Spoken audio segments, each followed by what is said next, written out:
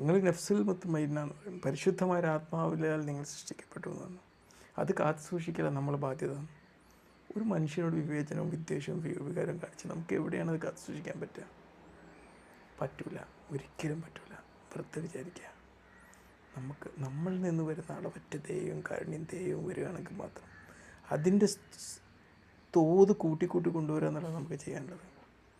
ഈ പറയുന്ന ഞാനും ആ കാരുണ്യത്തിലേക്കും ദയയിലേക്കും എത്തിയിട്ടുണ്ടാവില്ല. അതുകൊണ്ട് പറയാൻ എളുപ്പമാണ്. മറ്റൊരു മനുഷ്യൻ വരുമ്പം അതിന് നമ്മൾക്കൊരു പർപ്പോസ് വരുമ്പം നമുക്ക് ദേഷ്യം വരികയാണ്, നമുക്ക് അവർ മറ്റൊന്നാന്ന് വിചാരിച്ച് അവരോട് വിവേചനം കാണിക്കാൻ തോന്നുകയാണ്, നമുക്ക് ആ ദൈവഭക്തി ഉണ്ടായിട്ടുണ്ടാവില്ല. ദൈവഭക്തിൻ്റെ ഔന്നിത്യഭാവത്തിൽ നമുക്ക്